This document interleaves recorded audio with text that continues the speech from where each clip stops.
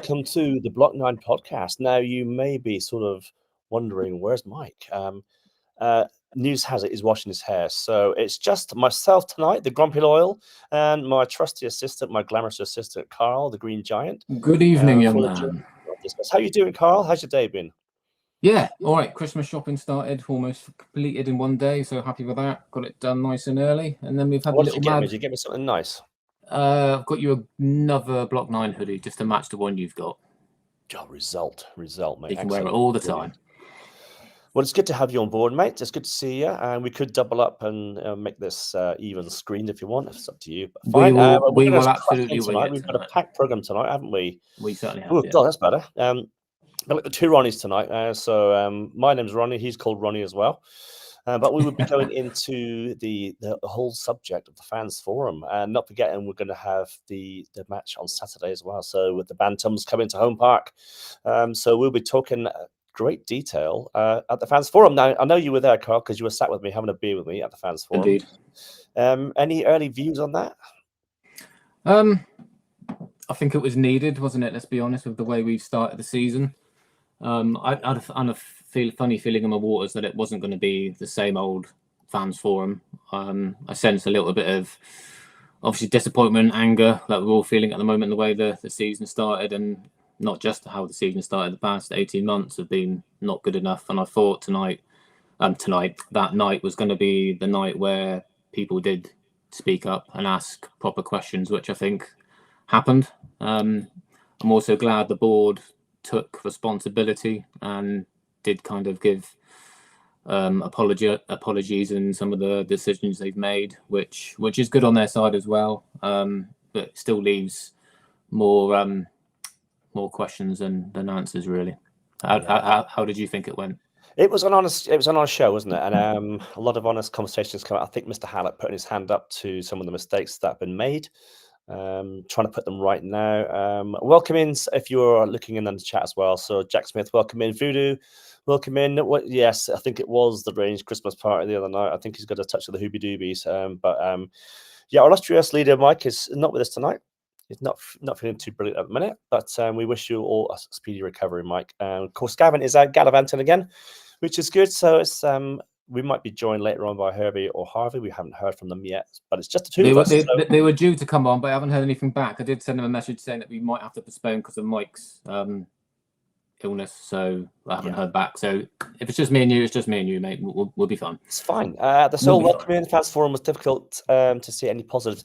Yeah, you're right. The fans forum was a difficult one to watch, but it was there's a lot of honesty. That's what I liked about it. There was a lot of a bit more transparency, and I thought Mr. Hallett came across quite transparent in all he was saying, and the questions were quite high hitting. We're going to come to some of those questions very shortly. But even in Paul Bailey as well. The two Ronnies are here. Yeah, I'm Ronnie Barker, by the way. Yeah, Carl's quite shorter than me, so he's Ronnie Corbett, right? So we're going to go on with a slide. We have got a slide deck. We do have a slide deck. We do have a slide deck. If we start it from the very first, I've just left it in the last possible slide. That's very, very, very poor. Fine, mate. Not a problem. Hello. We are looking at Tom Cleverley's press conference insights. So head coach Tom Cleverley shares a perspective on recent performances, challenges, and areas of improvement, highlighting both progress and ongoing work. So looking at that performance consistency, Cleverley notes satisfaction with 8 out of 10 halves in recent games, despite some second half lapses. The focus is on extending the positive consistent periods within the matches. Overcoming mental hurdles, that is key, because I think the boys together haven't been really consistent with anything mentally recently. They've been not together, not on the same page, shall we say. So key challenges in the team are difficulty and recovering from losing positions. We've seen that quite a few times. We've gone behind, the heads have dropped, and really we've gone on to lose the game quite embarrassingly, really, and certainly in the last 9 games or so.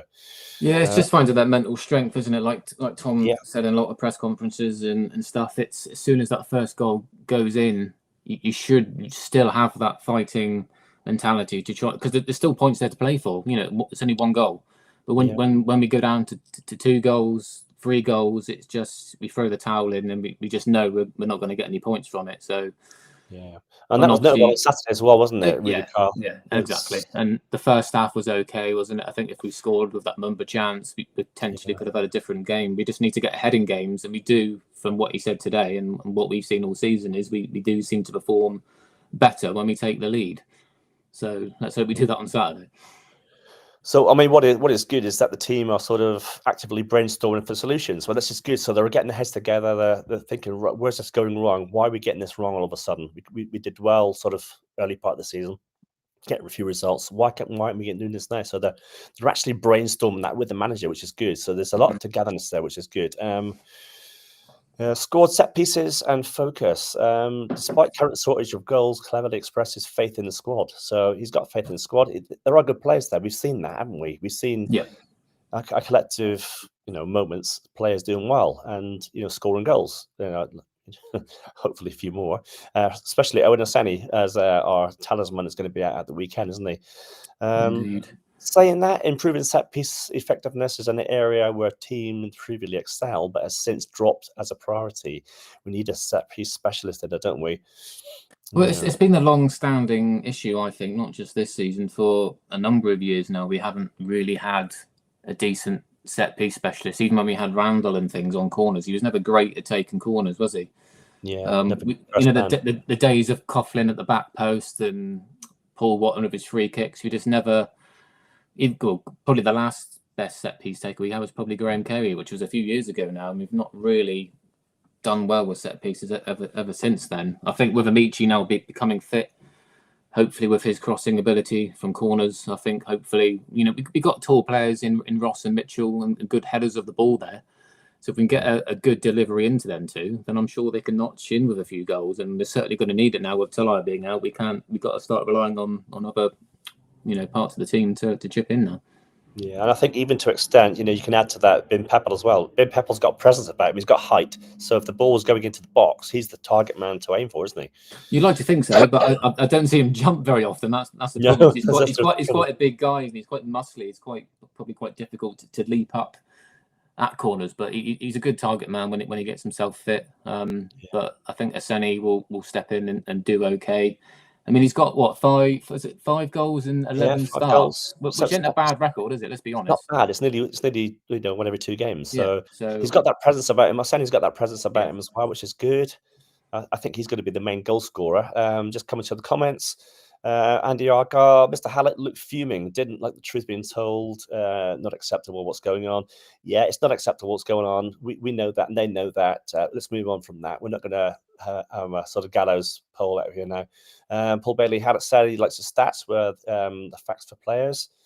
Perhaps we should use stats, facts to pick manager as well. Yeah, good point, actually. We've done well with our choice of managers. Well, seeing as we've been a data-driven club since really the days of Lowy and Shuey, I presume under Mueslich, things took a back seat and maybe he wanted to go down a different route, hence the change of direction of not looking at data. Yeah. And he admitted that at the fans forum that maybe we haven't used the data, which obviously which obviously made us successful in the past. So if we can go back to that. Clearly, they didn't look at much data in reference to Tom's second half of the season at Watford, hence why that question was asked. He's been underperforming since January this year and is the EFL's worst performing manager. So the data's there. They clearly haven't looked at that. They haven't, no. Just coming up to a comment that went through earlier, Hallett looked uncomfortable. Yes, he did look very uncomfortable. And I think, that was right for him to look uncomfortable. I think Charlie's questioning wasn't brutal, but it was to the point, wasn't it? And what's being done about it, And at the end of the day, I think Charlie's a fan as well, so he must be disappointed in results. And our group chat, Mike said that potentially he might have had more of a opportunity to put things across more constructively, because normally he's quite he's still professional, obviously on that night, but he was more free and he was more pressing with his questioning, and he followed back with the questions as well, seeing if people were happy with the answers or do they want to come back to it. And it just seemed a lot more productive. Yeah, nice one. And it's not all doom and gloom as we look at the next slide. The team players and availability. So we have got the imminent, Mike's going to be happy about this one, the imminent return of Peggy. Praise is a great leader, a great character. Yeah, he's a great character to have at the club. He fills me with a little bit of confidence having him back in, back in the defence again. He had 45 minutes on Tuesday night away to Orient, which was good. Kept a clean sheet. We certainly missed Pleggy in that first 45. Yeah. Did you see the Lincoln game? The Leyton Orient game? No, I didn't see it. I listened to it. I did a watch along with Mike. Mike was watching it, and I was getting his oohs and ahs when Pleggy touched the ball. So it was all there, But no, he looked like he hasn't, been away for that long. He slotted in nicely. He looked fit. He was blocking balls well. He leads from the back, and we've really missed that. And I think he should. By the sounds of it, he's going to start on Saturday from what Tom says. So if we can get 90 minutes out of him, or the 60, 70 minutes to aid him in his comeback, then yeah, we have to start him. He's our best defender, in my opinion. Yeah, I mean, 60 or 70 minutes is ideal, isn't it, really? Because especially if we go up at home and then we can sort of build on that. What we're going to do? We're going to build on that Saturday, aren't we? Yes, Voodoo, there's no politics tonight, mate. No politics tonight, guys. No politics tonight. We're gonna no rugby quotes either from Gav. Just trying to get some of the comments. Can you make the podcast 3 hours long? Oh, I don't know about that. I think mine and Carl's voices will be gone. Squad's okay. The tactics looking lost, and mental strength. The team is still by the manager. Yeah, that's quite right. Yeah, Mr. Jones is out sampling some Chateau de Cabernet, I think. Peter Henwood, let's comment. Why the club hemorrhaging money? We get foolish every week. Yeah, we're going to come to that later on when we come to the fans forum stuff. Back to this though, Ben Peppel's progress. The team are hopeful that Ben will be back in contention for the up and coming fixtures against Rotherham, indicating his return to full fitness is near. That's good news. We need a full fit team, don't we? We certainly do, but by the time Ben Peppel's probably fit, Tolai will be back anyway. Yeah. So yeah.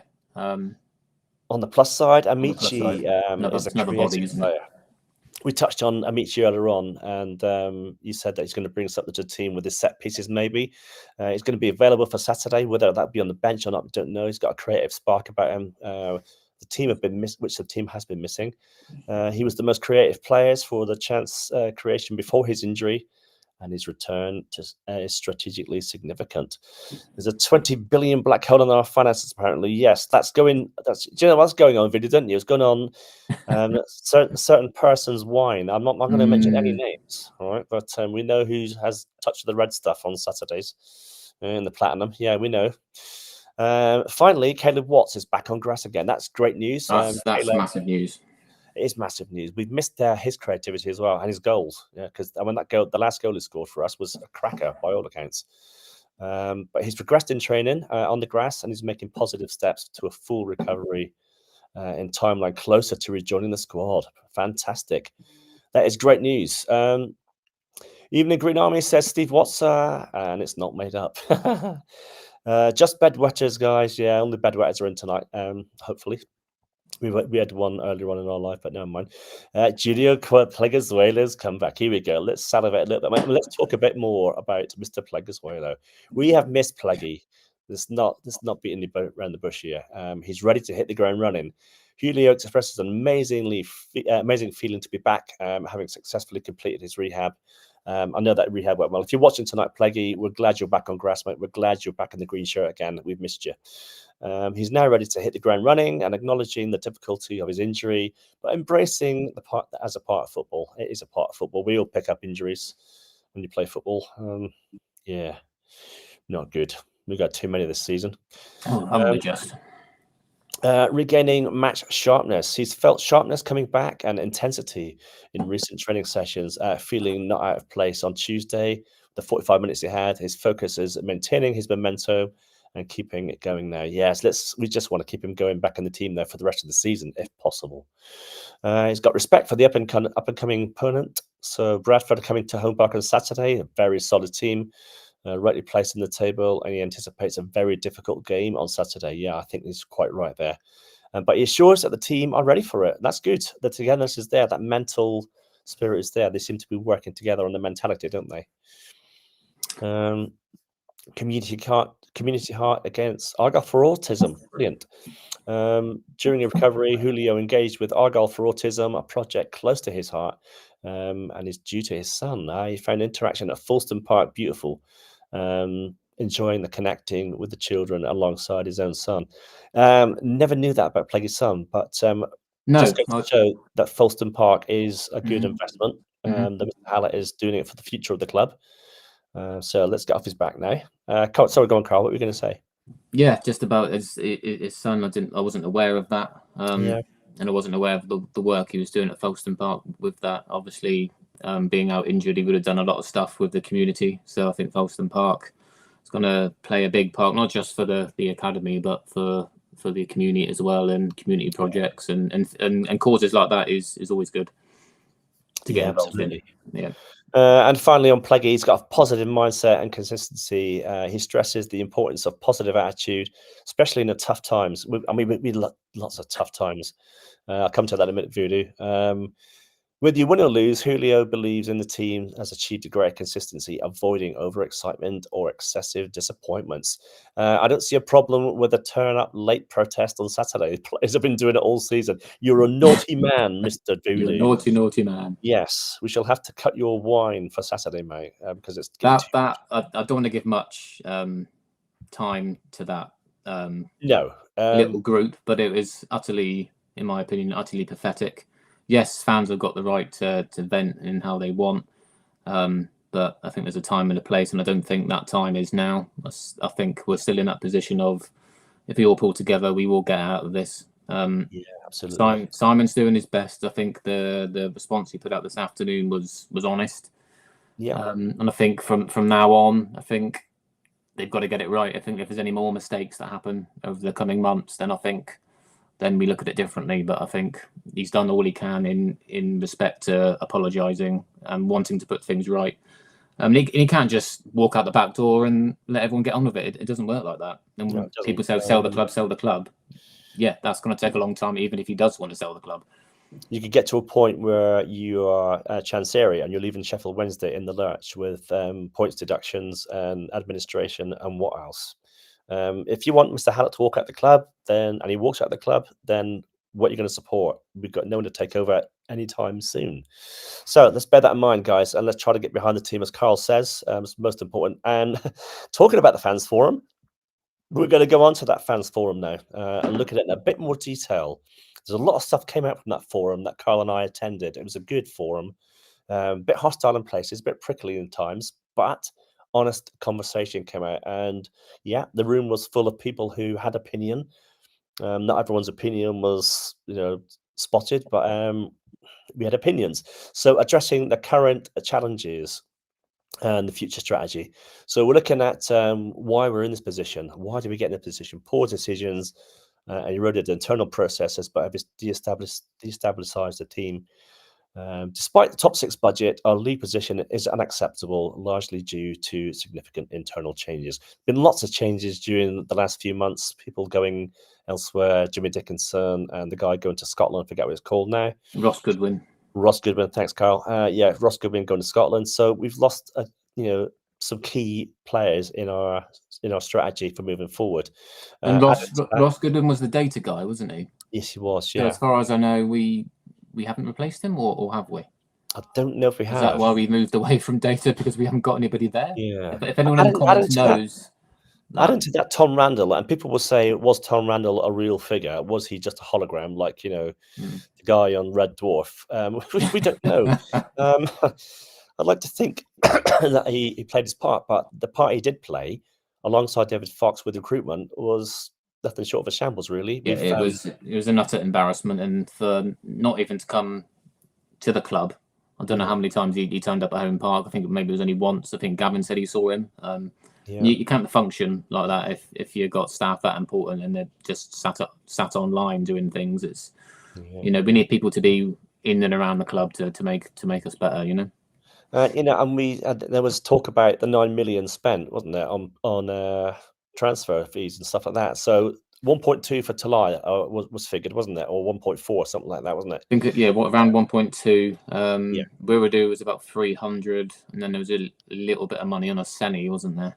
So that's not a lot on, bringing transfers in. We've had a lot of players coming in on free transfers as well, but we have to pay them wages. So a lot of this is gone on wages, isn't it? Yeah, I think it was around 7, just over 7 million on player wages. So then that tallies up to your top 6 budget. You've got 7 million on wages, and your free players we spent money on. So that whichever way you look at it, it was a top 6 budget, but most of that is on player wages. Yeah, and for what we got for those wages, Carl, as well, I think we haven't got the quality that we've had in sort of previous seasons. No, and we haven't had a fully fit squad either. So no. if we had a fully fit squad with not much injuries, and I'm sure we'd be doing a little bit better, and then this discussion wouldn't even be happening right now. Yeah, 100%, mate. And we book players in who, by right, cleverly has said are development players. We're talking like Ben Packle, we're talking like Caleb Watts, we're talking about Aseni. All these young players that coming out of Michi, they're all development players, according to him.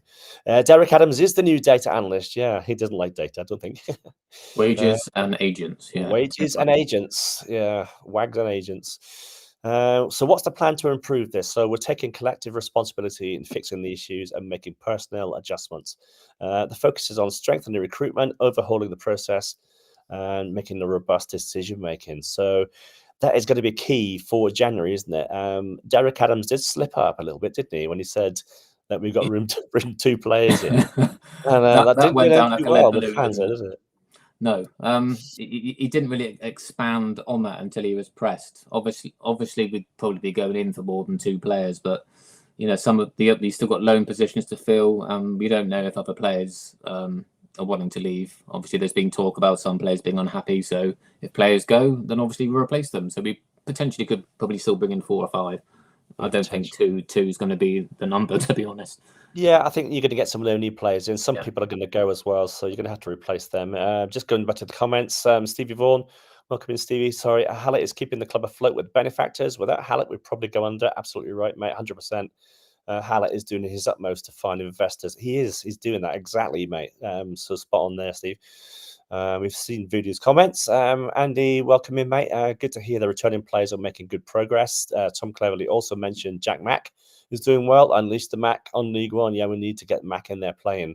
And Andrew Heathman, welcome in again, mate. Players, agent fees, costs. Yeah, he's going to feel like a completely and utter new signing when he hopefully gets himself fit. And as you say, having Pleggy returning as well, and having Amici returning just in time, really, because we've just lost Talai. We're going to have to plug the gaps at the back somehow. We're leaking too many goals, especially on Saturday. We leaked too many goals. I don't think we're far off having really a fully fit squad. I think by Christmas or early January, I think everyone will be back. Bar Bradley Ibrahim. So yeah, Ibrahim's the one that's going to miss it the most. So looking at a review of the summer recruitment next. We're looking at that next slide. Thanks, Carl. So we're looking at accountability and performance. The accountability is shared across the board, which is brilliant because they're all working together. You could see that Hallett and certainly Paul Byrne were working together with Derek Adams at the Fans Forum. So we know he's brought in that experience in Derek Adams to work with them on recruitment. Paul Byrne is doing stuff behind the scenes to look at keeping our finances going. The squad performance has not met the expectations as yet, and that will happen because these development players will develop and become good players eventually. Go on, Carl. You're going to say something? No. Sorry, I'm just checking devices backstage. Data-led approach lapse. Departures led to a slip in our data-led strategy, resulting in underperforming squad relative to investment. Absolutely. January recruiting strategy. So January is going to be absolutely vital for us. We're going to feature more robust, experienced and scrutinized recruitment process to rectify past errors. So bringing experience in, hopefully. Well, exactly. That's severely lacking on our squad at the moment. I know obviously Joe Rawls has come in. Obviously, we've only got him really for a few more weeks unless we extend his contract to the summer, which hopefully we do. Obviously, we haven't seen much of him yet. We saw him at Port Vale, didn't we, for the last 20 or 30 minutes, and he looked quite composed, good on the ball. Hopefully we get to see him start on Saturday if we can, or maybe just get a bit more time in the second half. But we've got to be careful with him. But I think that's the type of player we need to go for in January. Obviously, someone that's not injured, but is around that ilk of that age, got the know-how, but hasn't got a bad injury record at the end of the day. It's the experience. We're bringing the experience in. We noticed the experience when we bought him on. I think it was Port Vale, wasn't it? Yeah, Port Vale, yeah. And we brought Edwards on at the same time. So we're having those two players bringing that experience into the side and taking McCabe out of it, in a sense. Bit of inexperience, replacing it with experience. It just paid dividends because we won the game. Just going into the comments, Michael's comment, barring Tulai, who was your best signing, if any? What would be your best signing other than Tulai, Andy? God, best signing other than Tulai. I got to say, I was excited early on in the season by Michi. He looks a really good player. He's got good feet, and is confident running forward at players.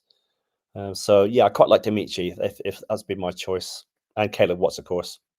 Yeah, obviously Caleb showed a lot of potential before his injury. I think we've probably the one we've missed the most, if I'm honest, because we didn't really see a lot of Amici before he got injured. And in some games he did look quite poor at the start, but then as a team we looked quite poor because we lost our first 4 games, didn't we? But Caleb really impressed me. Obviously Ibrahim as well, he's shown really good glimpses, I think. He's got a lot of room and a lot of space to grow. He's still very young, but I like what I see from him. He's scored a few goals. He likes a challenge. Yes, he needs to tone down on his disciplinary record of his yellow cards, but I've seen enough from him to think that he will be a good signing. Yeah. I mean, we have got quite a few good signings there. I just don't think they've played to their potential. If I'm honest, they're not bad players. Mitchell's shown he's a good defender in games. Ross has had some good games. As a team, we've just not played well, have we? It's been a season of inconsistency, isn't there? There's been players coming in and out this time, and there's been no settled team for more than 2 games. We successful teams will have the same team more or less every week in, week out.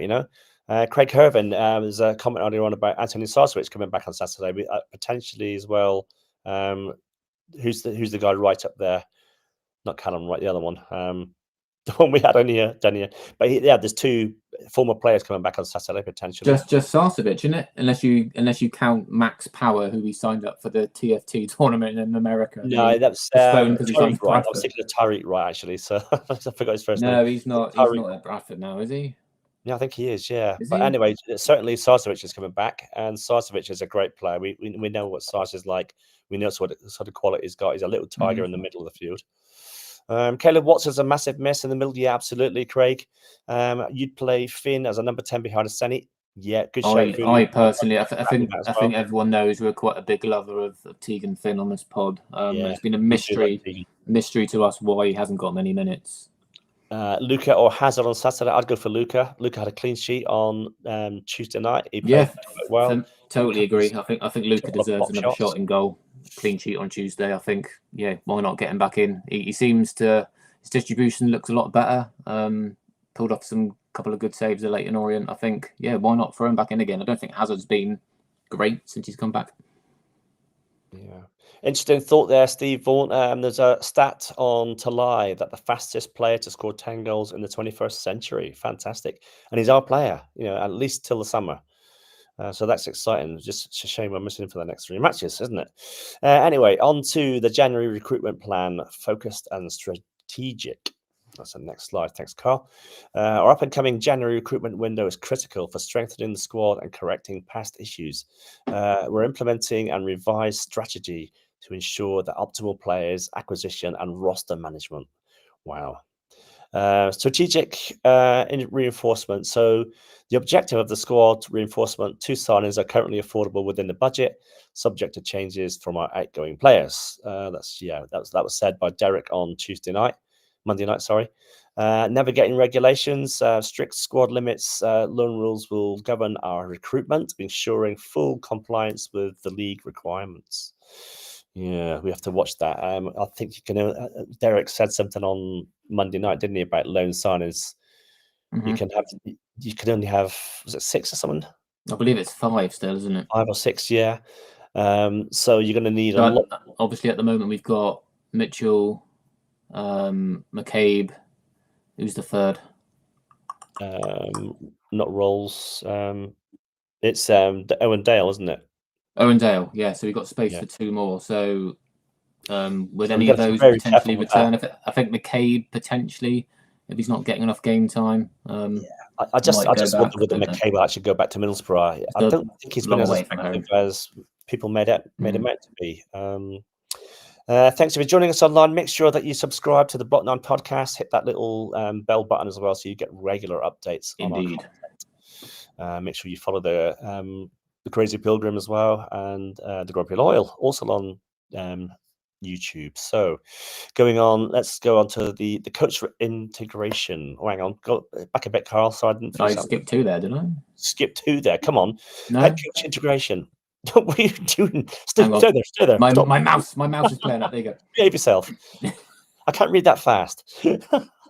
Recruitment will now be fully support for the head coach integrating their vision into all processes, and that's a shift from previous strategies.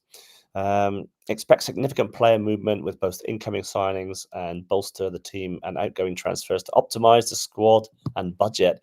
There was hint that there could be young players going out on loan again. We just had one player come back from loan, for goodness sake, and he's going to go and loan again, maybe.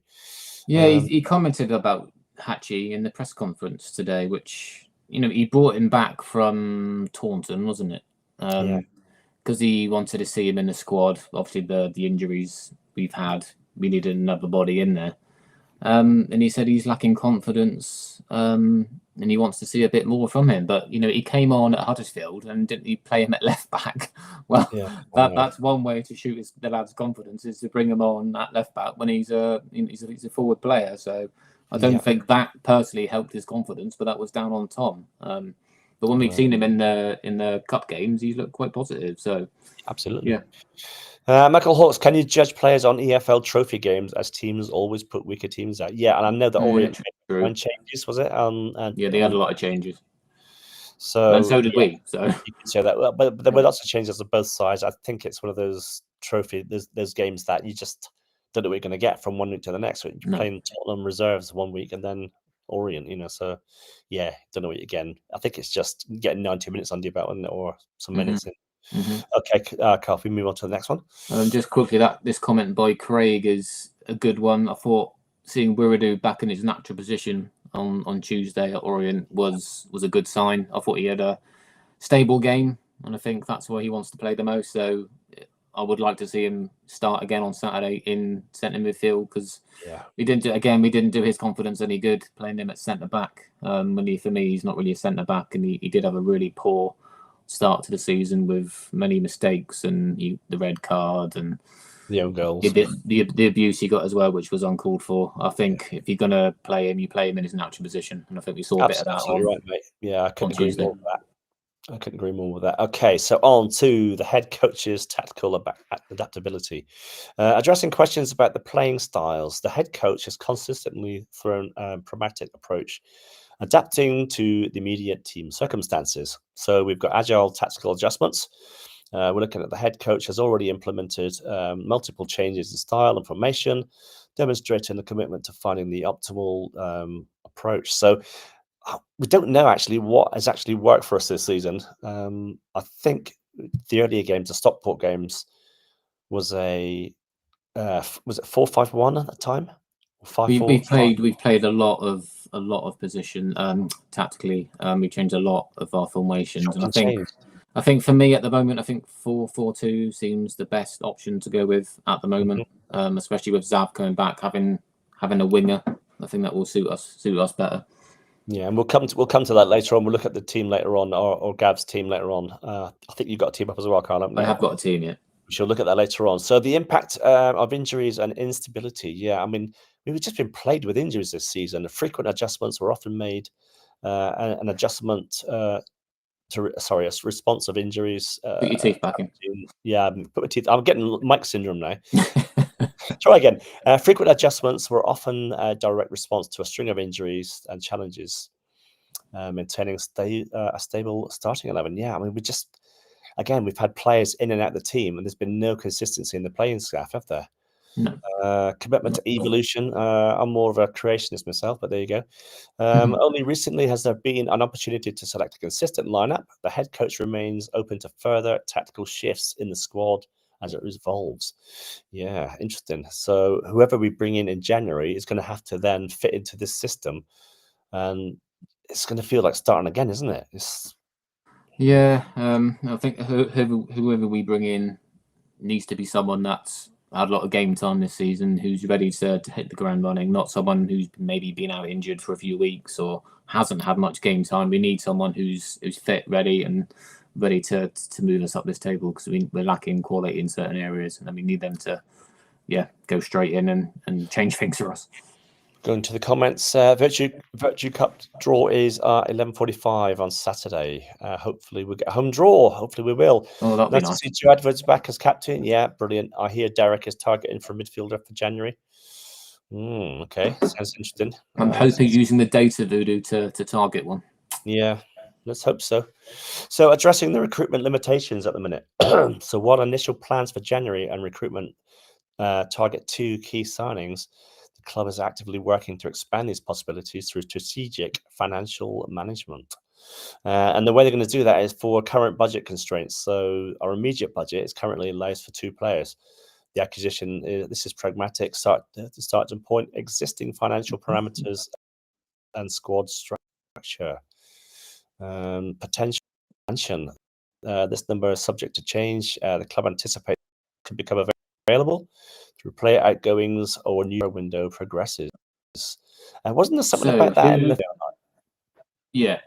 So who do we think that's in this squad at the moment that's potentially, 1, unsettled, and 2, we can make, well, not make our money back, but get a sizable fee for? Who do you reckon? People were talking about Wiradoo, that he was unsettled. I think you were right earlier on when you said that he had a really bad start this season playing at centre back and conceding goals and getting blamed and getting targeted for abuse and stuff like that. So, I mean, he might be unsettled. We don't know. He's a strong character. We all know that. He bounced back and has played some good games for us, but in the wrong position.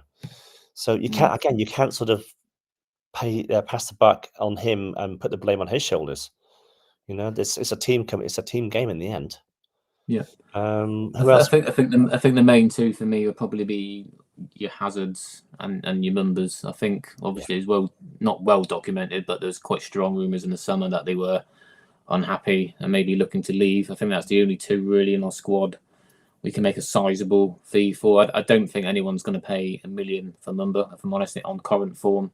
No. And Hazard would probably get a few $100,000 there for him, maybe if clubs come in, but that's the only 2 I can really think of funds-wise that we'd get anything for. I mean, Hazard is a good keeper, but he's also got his faults. So would anyone come in for him? That's a question. Mumba, not been consistent this season. There's a good player in there somewhere. Oh yeah, you'll know that. And I know I criticise him quite a lot as a player, and maybe I should get behind him a bit more. But he's done nothing this season to me that suggests that he's going to command a good fee if he does go. Yeah, I mean, you don't get into the League One team in the season only a few years ago and then turn into a really poor player overnight. It's just, again, a mixture of things, isn't it? He's probably not been played in his natural position, and recent managers haven't got the best out of him. I think if he does, say, potentially link up with Shuey at Bolton, then I'm sure he'll probably rediscover his form. But yeah, we'll see what happens with them too. But that's the only 2 I can think of. Yeah, just come to the comments again. Someone who can play CM or CB who knows the club already. We need a couple of decent forwards if possible. Yeah, there has been sort of rumours floating around that Ryan Hardy could be coming back from Wrexham. We don't know that yet to be true. He could be off to Bolton. Michael Hawks, have you got players in your team who you think playing for a move? Are they good or bad form? Yeah, we just touched on Mumba really and Hazard. What players do you think will be casualties and offloaded in January? What I think, Steve, from the fans forum on Monday night, that certainly some of the youngsters will be going out on loan somewhere. I've got a feeling that Isaka is going to be at Bristol Rovers on loan this season, unless they call him back and put him somewhere else because he's not getting a game time.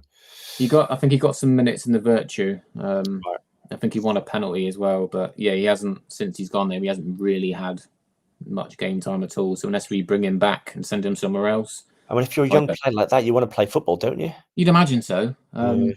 he was a massive talent coming up through the ranks. And we really haven't. I don't know if it's an error on our part as a club that we haven't done the best move for him for his career, because he's been around the club for a long time now. And we didn't really give him a lot of opportunities, and we sent him out to Bristol Rovers, and he hasn't really started well there. But yeah, there's got to be a player in there somewhere. You don't get called up for your country if there's nothing there. You're right, mate. Yeah.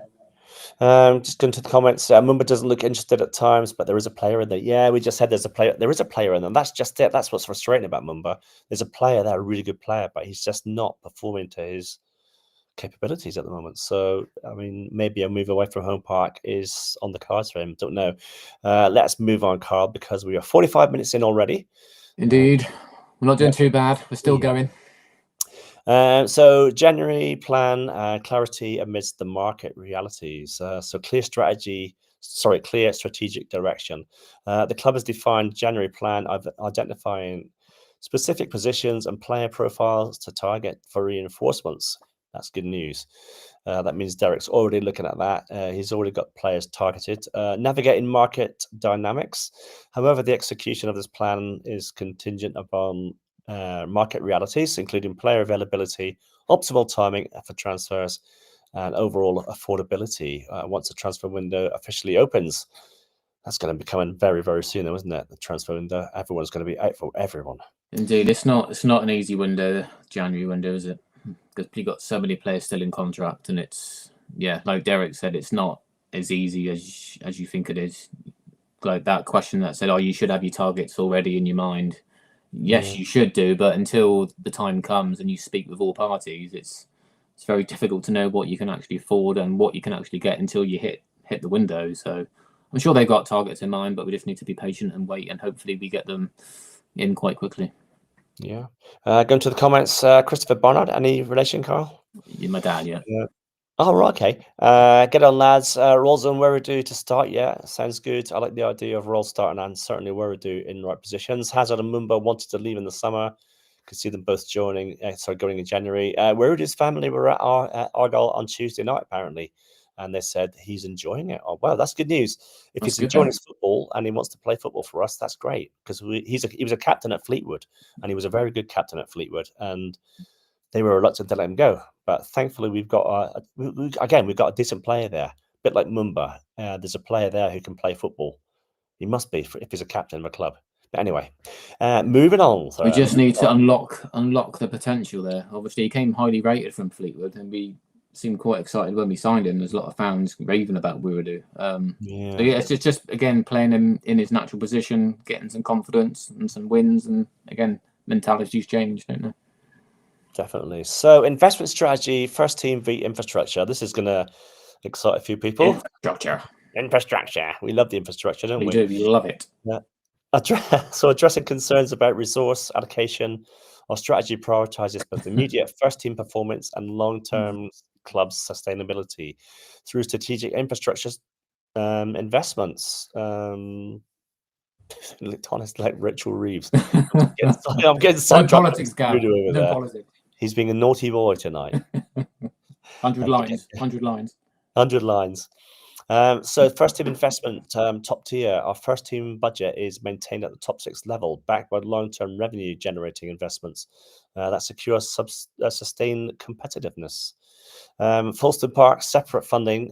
So yeah, this was highlighted, wasn't it, on Monday night, that there was money actually earmarked for Folston Park, and that was from the shareholders. Had nothing to do with Simon Hallett, who's put money into the club. We all know that. The funding for Folston Park was ring-fenced, specifically allocated for the infrastructure. Distinct from the first team budget, it was never or either a choice. So on that then, how long ago would they have ring-fenced that money? Would it have been? And how long did the development take to build? It was a couple of years, wasn't it? It's a couple of years. So Folston Park's been talked about now for a couple of years, and yeah. And I know from Greens on Screen, guys, go and look at Greens on Screen, another great site, Argo-related site, and look at the development there of Folston Park. It has gone on quite quickly, I think, and it is being done fairly well. So just get over there and have a look at that, and you'll see what Folston Park's all about. Even the haters, go over and have a look at it. Future-proofing and development. This investment is crucial for generating future operational savings and significantly enhancing our player development pathways, aligning with our long-term vision for the club. So, yeah, we talked about this a while back, didn't we, in one of our live lounges? Gav was saying about short-term investment for long-term gains, right? So those short-term investments in Folston Park, right? So they're big investments, right? But the long-term gains from Folston Park are going to be good for the club in the future. We know this. And we know there's going to be an academy there. We know there's going to be facilities there for young players to come down to make it more attractive appearance for, attractive. What's the word I'm looking for, Carl?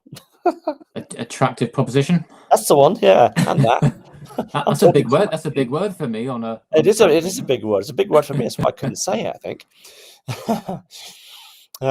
So that sort of short-term investments are going to benefit the club massively in the long term. So I think Argyle in the future are in good hands. We're still, in a position where we're not sort of spending money hand over fist. That would be how we are going to make a loss this year, and Paul Byrne did state that on Monday night.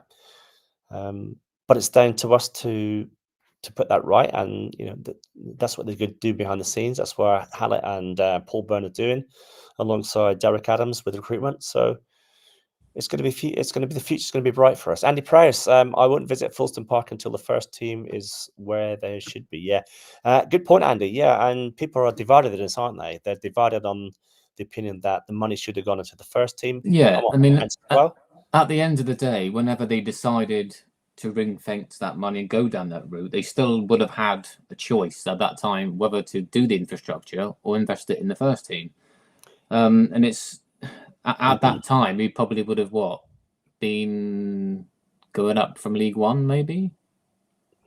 Yeah, I think so we're in a different position when decisions were taken, and I think it's just coincided with our bad time now, where this has come out and it's not the right thing to do. It should have been put into the first team. Well, if you weren't investing in infrastructure, then people would still be moaning, unhappy that we're not planning for the future. So, it's done. It's there for the future. If we have to suffer for a couple of years because of it, then so be it. But like you said, short-term investment for long-term gain. And if we can bring the odd player through here and there that we can sell on, like Simon alludes to his player trading to make us millions, then so be it. So I mean, we were looking at this, quite recently, weren't we? We were talking about the infrastructure and all that sort of stuff. Yeah, it's important that we have that in place, and it was talked about when Shuey was here, because when we got promotion to the champ, right, everything was rosy. We were on the crest of a wave. It looked as though we were going to stay there. We had a new manager in Rooney. It was the wrong choice in the end. I think that's where it went wrong. We made the wrong choice of manager then. It went wrong ever since we hired Foster, and it went wrong potentially where we went for Muslich instead of going back to Schumacher. But so we said the other night, Carl, didn't we? If Muslich had kept us up and we spent another year in the champ, then we still got the financial gains from Sky TV and the games, being shown on TV. Yeah. I still think, looking back, Muslich probably in hindsight was the best choice. He was, yeah. He did turn it around, and I think if we had another couple of games, he would have kept us up. But I still think, regardless, these are the decisions that the board made. They made the wrong choices at the wrong time, so they effectively turned the club into what it is now, going back down the leagues again. We don't want to go down again this season. We want to stay up and dust ourselves down and rebuild next season, if you like. And that's what's going to have to happen. But we need the fans' support for that as well. And the fans have got to be united. I mean, we talked about it earlier on, didn't we? About this protest. We don't need a protest. Just get along and support the boys. And the lads on the pitch will only perform if you get behind them. And I know the fans will say, yes, we were there on a Tuesday night at wherever, losing 2-0, 3-0. We were there. We did that. So I get that totally. But if you're a supporter, you're a supporter in my eyes. And I will still support the team, even though it's difficult. Anyway, Michael Hawks, don't you get parachute payments from the championships? We did the time the club needed it. Still got points deduction. I don't know if you do. I think you get it from the Prem. You get it from the Prem. I don't think you get it from the championship. I think Luton got it because they were the former Premiership club. And I think you get 2 lots of parachute, don't you? I think they had back-to-back relegation, so they still would have had parachute payments. So I think it's for 3 years you get parachute payments. So that's probably why or maybe he thinks we get it from the Championship. But yeah, Luton would still get it for, I think, even next season as well, wouldn't they? It's 3 years. It's possible. I don't know. I don't know how it works, mate, to be honest. Okay, so let's move along to the next slide, please, Carl. Oh, hello. Are you joining for tonight's pod as well? Hello, Sophie. I miss you, Sophie.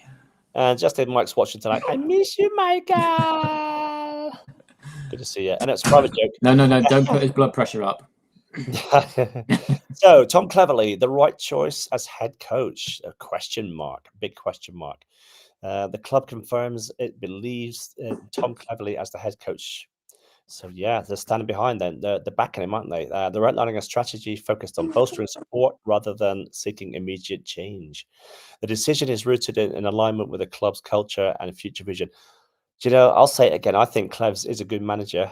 I'm going to get pelters for that, probably. If you want to leave now, you can do. No, don't leave, please. I think he's a good young manager. He needs that support. He needs a little bit of experience beside him, which is probably why they brought Derek Adams in to sort of oversee that. Any DOF in that role is going to help the manager, and it's not. I thought he was going to initially undermine him, but I don't actually think that's going to happen. I think that's the case. Qualities and alignment. Cleverly is viewed as a young, ambitious, and deeply aligned with the club's long-term cultural objectives and vision. That's good. That's what you want. You want someone who's going to be on the same page as your board. Strategic support, not replacement. Yeah. Despite recent results, the club's strategy involves adding experienced support structures around him and enhancing the existing coaching team. He's got a good coach beside him, actually, Damon Laythorpe, hasn't he? He's a really good coach.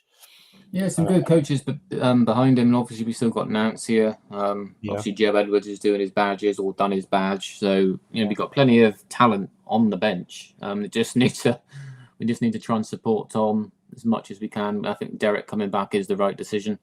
Definitely. I think since he's come back, I think we can see a slight improvement in the way we played. The first half against Northampton was okay, and at Orient we were okay, and both in the first 45 and the whole 90 at Orient, it felt a lot more like a Derek Adams performance. Yeah, a lot. Yeah, so I think he's made an improvement in way that Cleverly's looking at games now. So when us showing that commitment to stability, changing managers at this juncture is not seen as a solution. I don't think it's the right solution. If we chop and change managers, we just become Watford else, don't we? The focus is on stability and providing the necessary resources for improvement. And I think that's what the board now put their hand up and say, yeah, we're going to do that now. We're going to right the wrongs, if you like. We've made too many mistakes in the last 18 months. Let's put it right. Let's fix it. Whatever it takes to fix it, and to put those people in with Tom, like Derek Adams, and if needs be, Foxy has a better role in that. We don't know what Fox's role is, but if his role is in helping that as well, then let it happen. I think that being said, we're still at that very edge now. We're still at that tipping point. If we lose again on Saturday and it's another horror show, there's going to be a time where they're going to have to bite the bullet and make a change, because there's no signs of improvement. Yes, we saw a little bit on Tuesday, but I think at the end of the day, if results don't improve and we're still struggling coming to January, then these moments seem to happen quite close to windows. It's the same with Rooney. We didn't give him the window. Would he have turned things around?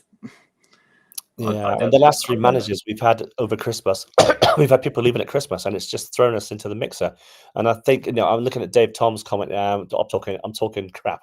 You want a coach who is able to sort of, come in and do a different job. Maybe I don't know what you were trying to say there, but you want experience. Yeah, of course we want experience.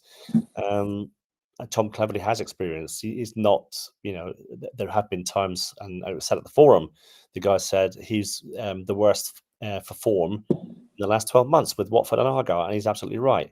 You only sort of learn your job as a manager by getting things right or wrong, and we've got a lot of things wrong. So we could, absolutely, we could have some different. We could have Paul Cook in there, but Paul Cook could upset the apple cart. We could have Pep Guardiola in there, and you might not get the best out of the players. I think that's why we said, or I said earlier, that the January transfer window, we need players to come in extremely quickly, and we need them to hit the ground running, because if they don't, then you can't leave it much later. If again results are still struggling in January, then you're going to have to bite the bullet quite quickly and try and save the second half of the season and get someone in that's got the experience. But I'm hoping that's not the case. He's a great guy. I know Simon kept saying he's a great guy. He's a great guy. Yes, great guys don't get you results at the end of the day. The thing with the past three managers, right? Wayne Rooney, right, and managed at 3 different clubs, not very successfully, but we still brought him in. That was a mistake that Simon Hallett put his hand up to. Okay, and then we had Ian Foster. Ian Foster was in that same ilk. We brought him in because of experience with England and international players. That didn't set right for us because he wasn't a man manager. All right, then you had Miro Muslic, who did a half decent job with what he had, but it was too late. They brought him in too late. They should have sacked the previous manager before that, a lot sooner. And bringing him in was a good move for us because he nearly kept us up. And then he went off. So it seems to me Simon and the board were concentrating more on their personality tests than actually data on results. Because obviously they said the same with Rooney. He's a nice guy, blah blah blah, but his managerial record was extremely poor. And when you look at Tom Cleverley's managerial record, yes, it's been extremely poor. Yes, he's a nice guy, but like I said, nice guys don't win you football matches. But yeah, we've seen the odd glimpse. I still feel for him in a way that he hasn't had a fully fit squad. I still believe if we had all these players playing week in week out, then we wouldn't be up there fighting for promotion. I don't think, but I think we'll be mid-table. It'd be a lot easier to watch. Knocking on the top 10. We got quality in the squad. They just need to kick. They need to kick on. They need to try and find some confidence from somewhere. Because individually, I think we've seen the quality from these players. Definitely. As a team, they need to wake up and try and do something for the manager. We touched on it earlier on, didn't we? I think what people forgetting is that we've had an inconsistent squad all season. We haven't had the same team for more than 2 games, and you need that stability. You need those players playing together regularly, and if you're not getting that, it doesn't matter if you're Pep Guardiola and you have to chop and change the team all the time, and you're not. You know what I mean? You are Paul. You are Paul. You are nice. Yeah, you are nice, Paul. Anyway, let's move along, Carl. We are. This is the next slide. Over an hour in. Mike's probably going to sleep now for us wittering on. Head coach selection, why inexperience wasn't a barrier, right? So the decision to appoint Tom Cleverley as head coach was a deliberate one, prioritizing a long-term vision and club alignment over traditional metrics of experience. Our history demonstrates that success is solely defined by the manager and his prior roles, right? So experience isn't everything. Managerial experience alone doesn't guarantee success. We all know that. We believe that coach's vision for adaptability and ability to connect with the club's culture are equally, if not more, important. Absolutely right. You can't have someone coming in who doesn't want to play your style of football.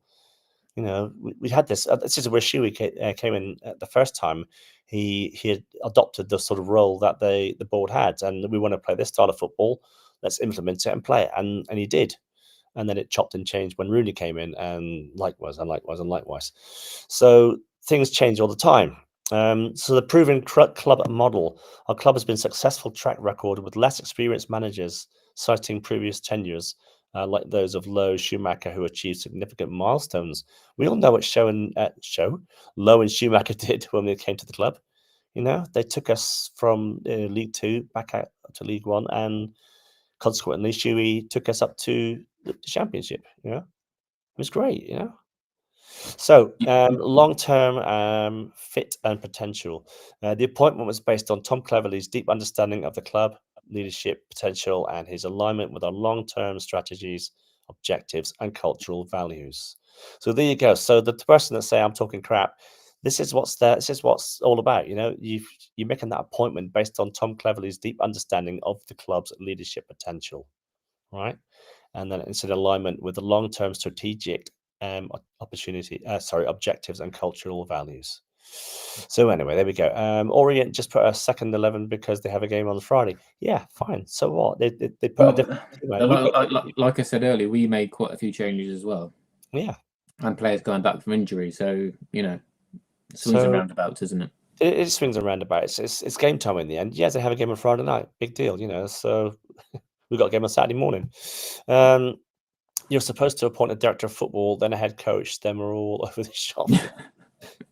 So addressing our injury challenges, right? So the recent surge of player injuries is critical concern for the club. The multifaceted view is underway, spearheaded by the head of coach to understand the underlying causes to implement lasting solutions. So training method reviews, a deep dive into our current training methodologies even, and practices to identify areas for optimism and injury prevention.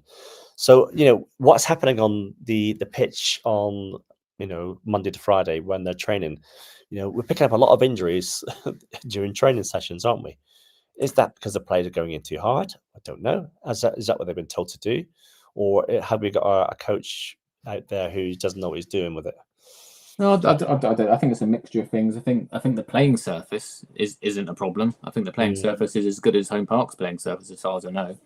So I don't think the pitch is at fault. I think it's just a mixture of, one, we're signing injury-prone players, and two, we're severely lacking in the physio department. Because I think ever since Elliot Turner left us, I don't think I can think of many injuries at all when Elliot Turner was here. But since he left, under Rooney and under Cleverley, the injury record's been absolutely tragic. And I think there's got to be a link there somewhere. Obviously, they've done an internal investigation. We won't know the results of that until maybe in a few weeks' time. I think Simon did say at the forum we're going to be hiring some more staff, didn't he, in regard to certain areas of the club. So, yeah. It does make you question the guy that does the training at the minute. Didn't he come down from Exeter or something? Yeah. Could be sort of putting the mockers on us this season. So player history and analysis, detailed examination of individual players' injuries, histories, and physical profiles to tailor conditioning programs and manage the loads effectively. Now, you just said, Carl, about players, signing injury-prone players. Ibrahim is not prone to injury, and yet he's picked up a really bad injury. So same with Jack McKenzie. I think over the last 3 or 4 years at Aberdeen, he's barely been injured. Comes here and he's had injury after injury after injury. But I suppose that's just the bad luck this club's going through at the moment with injuries. I mean, he had a fight with a chair at Aberdeen, didn't he, as well? He did. Someone threw a chair at him, and he headed it back. A bit like Dan Scar and his bricks. So head coach strategies role. The head coach was specifically brought in to provide fresh analysis and spearhead the implementation of robust data-driven improvements across all these areas. So, they need to address this injury crisis because, as you say, we're picking up injuries all over the place at the minute, and we've got Ibrahim out for quite a while now. Thankfully, we've got people like Watts coming back on grass now, Pleggy's back, and Amichi's back. So they're going to be like new signings, as you say, Fantastic. Right, should we shuffle on to the next one, my friend? We shall shuffle on. We're just over an hour in, Andy. We're doing all right here. We're doing all right. So we are rebuilding trust, a clear path forward. Now, people will say that we need to build trust because there's been a lot of silence from the board recently, haven't there? There's been not a lot of transparency. Mr. Hallett has kept his head firmly under the parapet, keeping out of trouble. But he was open at the fans forum. And he was open to a lot of criticism, rightly so. People will say that he should leave the club. I don't see what that's going to do for Argyle, apart from us lose a lot of money with no investor. But anyway, trust between the fans and decision makers are essential, absolutely essential. We're all on the fence at the moment, aren't we? There's a lot of people who want him to go. There's a lot of people who are happy clapping away. And saying that he should stay. So, I mean, what do you stand on this, Carl? What are your thoughts on should he stay? Should he go? Should he stay or should he go? No, I think most of the fan base, are in alignment that I think we've come to the end, maybe of his tenure. He probably knows that deep down that I think once the right investment comes in, he's going to have to seriously consider it. Whether that's a full takeover straight away or like a shares agreement where they come in and we have a look at each other, and if he's happy then he sells the club to them, because the last thing we want is a Chansiri taking over or what's his name, Todd Gardner back in the New World era that we were going down with the Americans and the World Cup bid and all that rubbish. Administration, I remember that. But I think he really needs to maybe adjust some of his terms, because not every potential investors going to want to do exactly like how Simon's run it. So there needs to be some, what's the word? Got to be some give, hasn't there? In some ways, there's got to be some give, because Simon doesn't want to nobody wants to do want to things like the previous owners done it. And if the new owners want to put potential more money into the team and infrastructure, then so be it. So improving the rigor and precision, implementing enhanced scrutiny, critical evaluation in all club decisions, fostering greater accuracy and accountability to make for every choice made. You've got to be together. You got to be on the same page. At the top, you've got to be on the same page. I think this was a problem with Mr. Parkinson, wasn't it? I don't think he was on the same page. He was getting a lot of his stuff. Anyway, I'm not going to go there. It's politics. Return to data-led strategy. Re-establish strong evidence-based approach in strategic planning, recruitment, and daily operations to inform and validate key decisions. When you make a key decision at a club where you bring in a manager or you bring in another player in, you've got to get that spot on, haven't you? And we haven't got it spot on in the last 18 months or so. Well, so again, it's not learning from your past mistakes. I think it was from going to Foster. At the time it was a risk because it was his first club in management. We took a risk with Shuey. That worked. We thought we were doing the same thing with Ian Foster, but obviously he did an interview recently, didn't he, where he came out and said that he never applied for the job. So clearly that was a Neil Dewsnip sticking his beak in to try and get that one over the line to try and sell the club to him, and then to go from a tenure like his where he wasn't really well liked, that the football was awful. He turned the fan base quite quickly, and then to go into a merry-go-round of Wayne Rooney was just utter suicide. And I don't know why we did that. I think we know potentially why Simon did it, maybe to get a bit of media hype around the club, maybe to try and find potential investors, which never happened, did it? So it was a PR stunt went wrong, wasn't it? It was a PR stunt, but regardless of what he says, I still think personally it was a PR stunt that went horribly wrong. You do not hire Wayne Rooney to get you match results. There's just no way. I mean, there was all that talk about the sort of documentary and all that sort of stuff going to bring money Argyle way, and it just didn't happen, did it? Again, they took their eye off the ball. Looking at documentaries, just get the stuff right on the pitch. We don't need documentaries. We're not Wrexham, do we? I mean, Wrexham have already done that, got the T-shirt. So the last point here, we've got to avoid repeating mistakes. Absolutely. We've made too many mistakes in the last few months.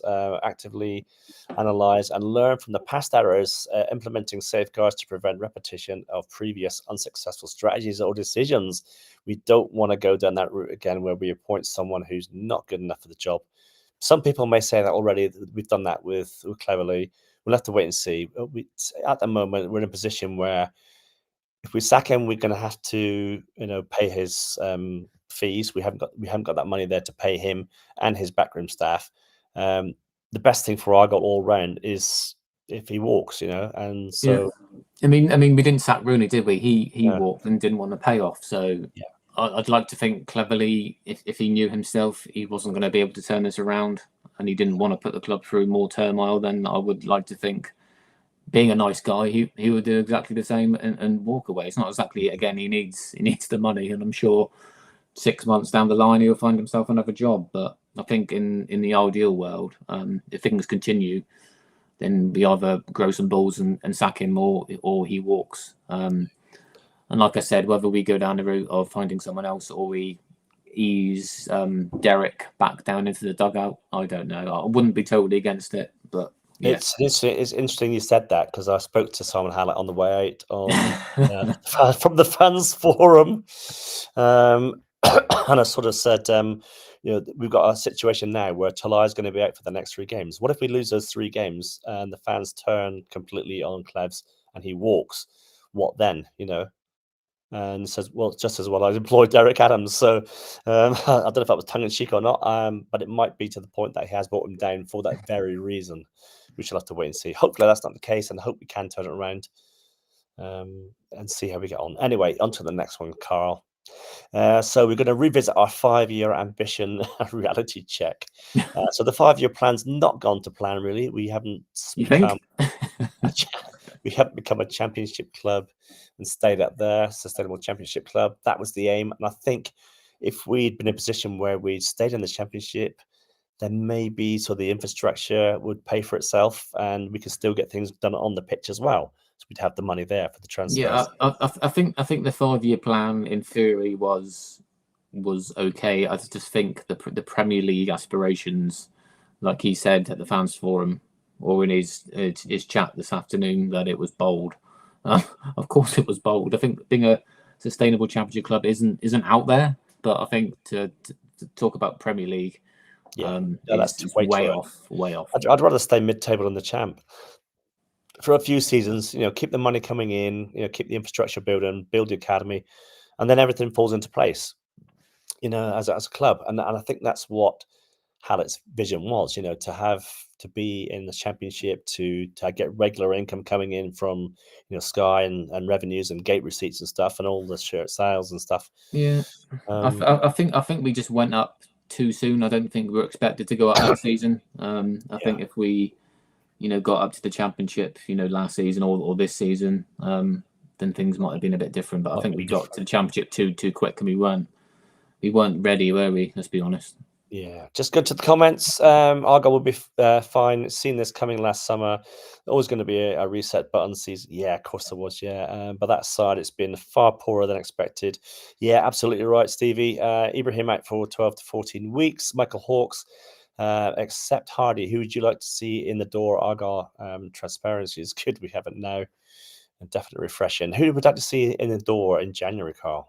To be honest, I haven't got a clue. Just someone that's got League One experience, isn't coming back from a serious injury, someone that can hit the ground running, like I said earlier, just someone that can get this club moving on the field. I don't want any young loans unless they're really, really high regarded in some way. But no, we just need someone that's been there and done it. I'll tell you who I'd like is that guy Tom Eaves that scored against us on Saturday. Yeah, Tom Eaves is a good lower league striker. He's a gangly striker, but he knows where the back of the net is. He scores against us all the time. And if we had him in our team, he wouldn't score against us, would he? Not too wise. We might be missed the diamond. Just being sensible. What that means. But anyway, where do we get to? The core goal endures. The fundamental objective, becoming a sustainable championship club, remains paramount. Though this achievement has become more and more challenging. It has become more and more challenging because of our position. The investment gap, achieving Premier League ambitions necessitated significant external investment, which has not been secured. Again, I think if we stayed in the championship, and those investors were, I believe, we were talking about this last year. I think those investors were close if we stayed in the champ. And I think they saw our league position at the bottom of the league, struggling, and all of a sudden, well, hang on, they're going to be a League One club now. I'm not going to invest in that. You can understand that. You want to invest in a club that's going to do something and provide entertainment, and we weren't providing entertainment there.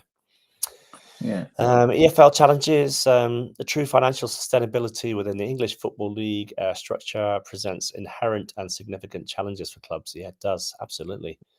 It's a heck of a challenge. People can make these plans, but if they haven't got the money, I mean, look at Sheffield Wednesday now. They're in the right state now. They've got another hit of points coming up soon. I think it's another 5 points deduction. They've already got they've had 18 altogether. 18-point deduction already. They're well adrift at the bottom of the league. It looks like they're going to get relegated this season. It's just a shame he went down last season. I think if he survived, I think we would have been absolutely fine this coming season, because obviously with Sheffield Wednesday with that points deduction, Norwich have been honking all season. Portsmouth haven't had a great start. Obviously Sheffield United started poorly, but have picked up now. But Oxford struggling. I think it was a killer to go down last season. It really was. If we had stayed up, Hardy might have stayed, Randall might have stayed. We just don't know, do we? But anyway, something is not right at the club, and it's going to be put right. So don't worry, folks. Just don't cry in your bed or wet your beds or anything. Right, on to the next one, Carl. Let's be candid. Okay. So new investment, openness and opportunity. So we've just talked a little bit about new investment. Ownership has provided clarity on prevention for new investment confirming that both past interests and future possibilities, while maintaining strict adherence to the club.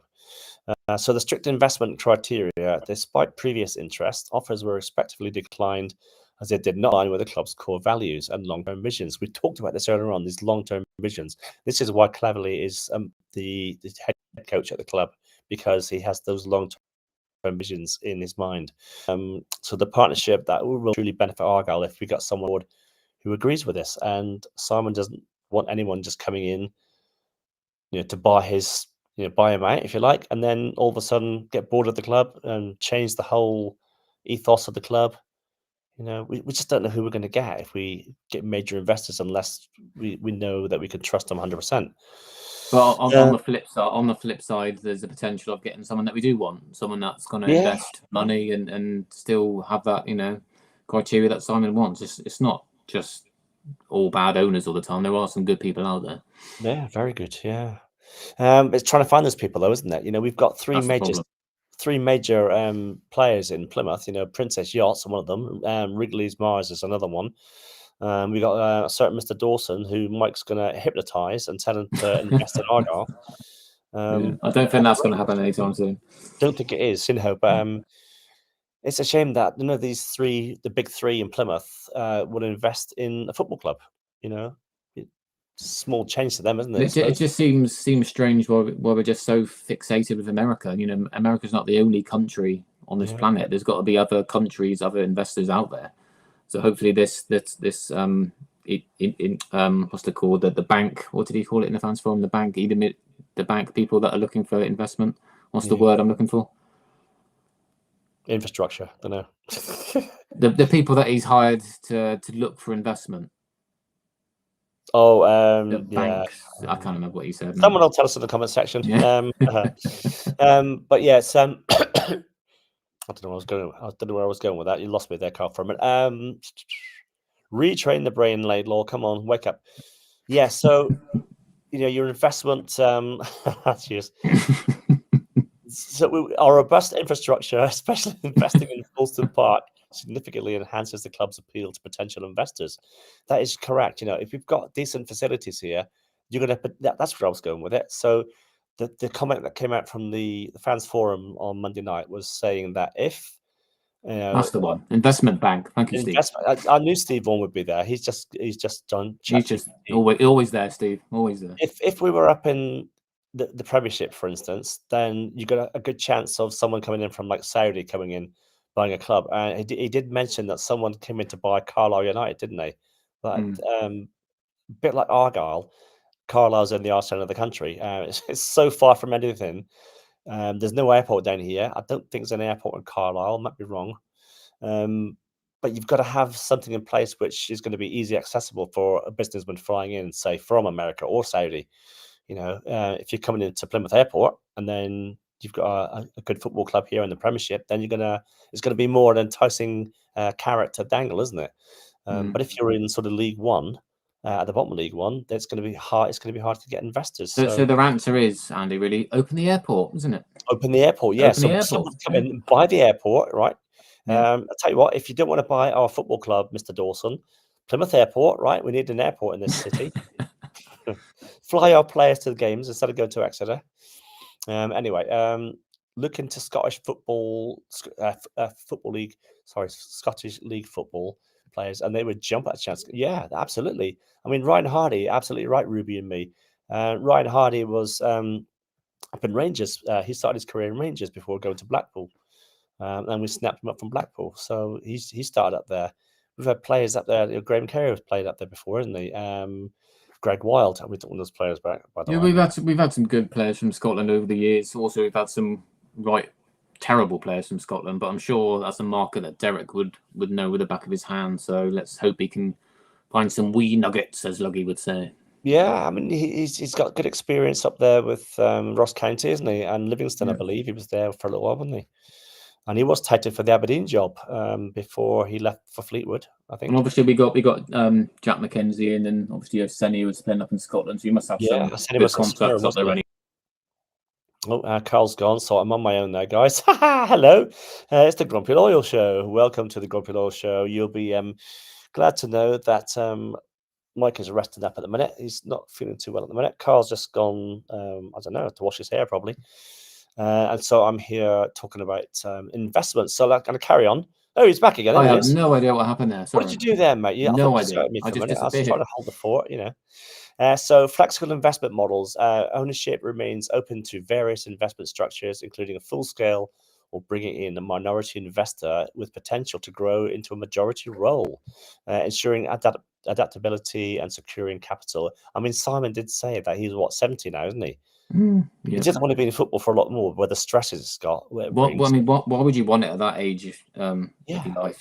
70. Just do your hardest to try and find this investment and try and leave as much as possible on a good note before it turns really, really sour. Do you know, if you're in a job, right, and you've got fans confronting you because you're sat in a grandstand and you're getting someone coming up to your face and giving you grief to your face as the owner of Plymouth Argyle Club, you're going to be pretty embarrassed, aren't you? And you're going to want to walk away from this. It's going to be hard to take that because he has put a lot of money into the club, like it or not, like him or not. He's kept us afloat as a football club. So I'm going to end that argument there by saying that whether I was on the fence on Monday night, but I thank Simon Hallett for that. And if I get pelters for that as well, give me the pelters. Bring it on. I'm not on TikTok tonight, Grumpy. No, I'm not. I'm here, Steve. I'm doing the right thing as the host of this fine show, the Block 9 podcast. Okay, Carl, let's move on to the next one, mate. Before you leave me again. So current financial landscape looks a sobering reality. Yeah, it is a very sobering reality. So our financial position this year is significantly worse than projected, necessitating a critical reevaluation of spending and renewed focus on long-term sustainability. We touched on it earlier on, didn't we, Carl, about the wages for the players. 9 million, the top six budget has been spent. Most of that's gone on wages and not playing staff. So, that's the argument. We have a top six budget and it has been spent. It just hasn't probably been spent as wisely as it should have been. Yeah. So unforeseen deficit. This year's finances are sustainably worse than anticipated, marked by higher operational costs, reduced revenues, and multi-million pound losses. That is evident. We're making a loss this season, big loss, because of coming down from the Championship, losing the rights to Sky Football games on TV and stuff. All that money that Sky bring, I think it was like 14. Was that 14 million for every club last season? Ridiculous. We've lost that 14 million. We've just lost in revenue because attendances were going to go down soon. We've still got season ticket holders there who are not turning up. It wasn't full on Saturday for the Northampton game. Shareholder intervention. While shareholders will cover the immediate deficit, this large financial support is not sustainable long-term solution for the club's future viability. That is a big alarm bell, isn't it? Shareholders are doing everything they can to keep the club going, to cover the deficits and stuff. So there's only so much money they're going to have, isn't it? Well, there's not a bottomless pit of money, is there? You can't just keep giving loans after loans after loans, even if the interest rates are very low. It's come to a point where you just can't do anymore. Yeah, and sadly, you end up like Exeter, and you become a fan run, and we don't want to become a fan run club because our fans at the moment are split on decision making and support, and rightly so. People will say they have a right to boo. Yeah. I left the match early on Saturday. We were 2-0 down. Didn't want to see any more of it. I'd had enough. So I get it. I totally get the fans' reaction. In hindsight, that probably didn't help the club or the team, because they went on to concede another goal. They weren't supported. It's so difficult in an atmosphere to get yourself going, isn't it? To get yourself supporting the team. Strategic austerity. Future financial strategy mandates a strict refocus on essential spending directly linked to our on-pitch success while safeguarding critical revenue-generating initiatives. Yeah. We've got to get it right on the pitch, guys. Put bums on seats again. Especially for next season. I think if we stay in this league, next season is going to be crucial, isn't it? Because you're going to want those season tickets to maintain at a high level. Is it 11,000 we've sold this season? The problem is, I just fear with the results the way they are, if things continue, Home Park is going to be less and less full. I think there's quite a few tickets on the ticket exchange for Saturday, so it's not going to be packed to the rafters, as they said on the pre-match stuff today on Argyle TV. Unless loads of fans have bought tickets today, I don't know. I haven't looked, but. And you've got that waiting list, so you've got some fans on the waiting list. You got some. Still want to be on that waiting list. You got over 5,000 on the waiting list, but that's not the point. You need to hold the fans that you've got, not lose them. Yeah. The Soul 68. It's alarming how the finances have done. On 100, yeah, absolutely 180 from the last forum. Absolutely right, mate. Yeah, I mean the last forum when Paul Benn did all his slides. It seemed quite positive, and I think the money issues really set a lot of people back. So I wasn't expecting us to be not in difficulty, but at a loss, and maybe potentially next year cutting back on certain things. Yeah, definitely. So cost as a consideration, the financial implications of any significant club decision, including managerial changes, are naturally evaluated, but they do not indicate our primary strategic direction. Survival as the foremost priority. Should a managerial change be unequivocally proven to materially enhance more chances of league survival, such as decision would be made regardless of immediate costs. Yeah, chopping and changing the manager is not the action, not the ideal at the moment. I think if you're going to change it, you're going to have to change it in the summer, because you change it at Christmas again, you have to wait another 2-3 weeks to appoint a new manager, and by then the window's almost closed. So you're in. Not necessarily, because if Derek does step down, or Nance and Joe decide to give it a whack until the summer. I mean, there is that plan B, I suppose, isn't there? Yeah. I've got no question that if something like that happens, Nance and Derek could get more out of the current players we've got. But let's hope this Saturday we get a win, we get out of the bottom four, we jump Exeter. I think a positive result this Saturday, being out the bottom four, is hopefully, if you can't get confidence from that, you're not going to get confidence from much this season. So let's just concentrate on Saturday, getting 3 points. Amici will be fully fit. Other players will be coming back. Yes, we're going to miss Tolo. He's going to be a massive miss for the 3 games. But Asen's capable enough, I think. If he gets the service, he scored 5 goals this season. He has got a goal in there. It's just whether he can get goals at crucial times in games when we're on top. But time will tell. So belief in Cleverly and the infrastructure. Current strategy focuses on providing robust support for Tom Cleverly and making crucial investments for the long-term infrastructure. Absolutely, yeah. To the best path to sustained success. Now, there was a comment that came out, I think it was after the forum had finished, that Exeter have only had, 2 or 3 players from their academy actually go on to better things. Ollie Watkins was one of them, and I think Ethan Ampadu was another, wasn't he? Mm-hmm. But other than that, what was the other one called? Matt Grimes. Oh yeah, Grimes. I think he went on to Swansea. So there's 3 players out of their whole academy. So people will argue that if we've got an academy there.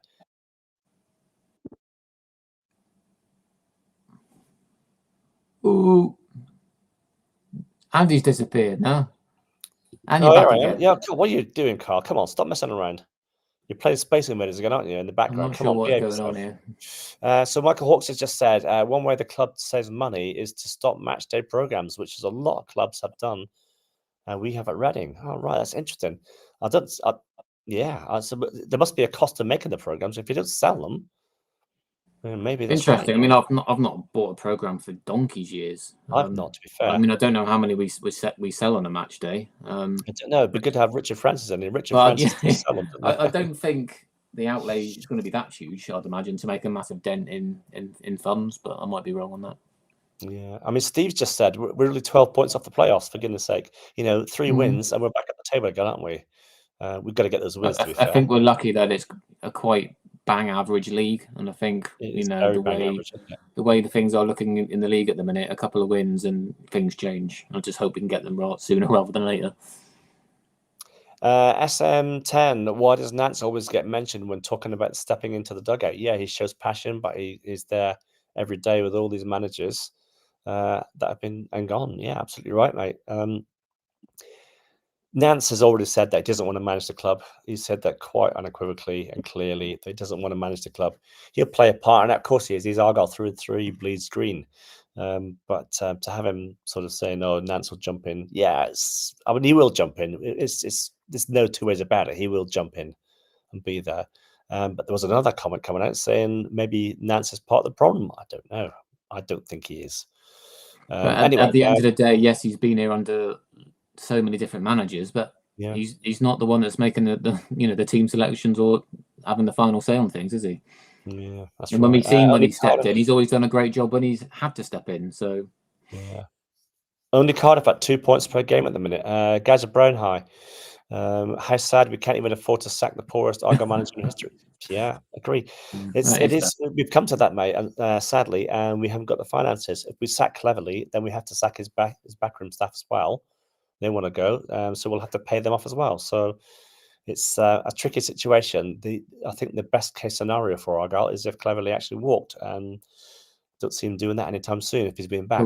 But in the long run, what's going to cost more, sacking Tom and his staff or relegation to League Two? I mean, Exactly. Yeah, exactly. you think a sacking a manager is going to be a lot more beneficial than dropping the league?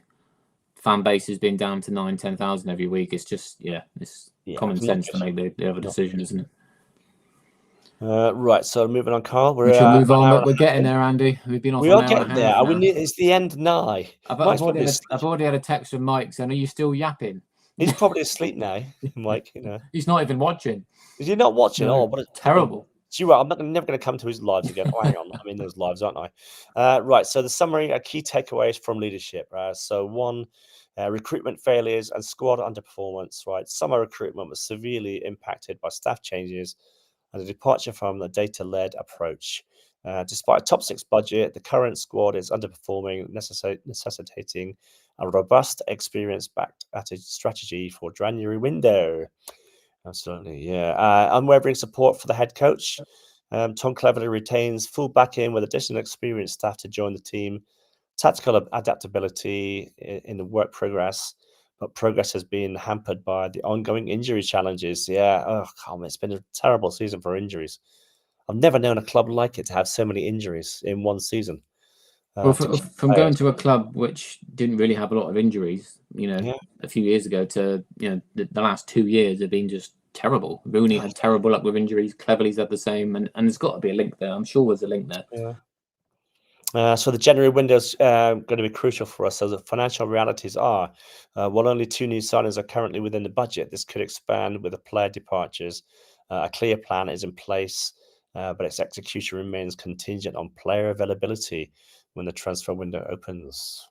We shall see who comes in.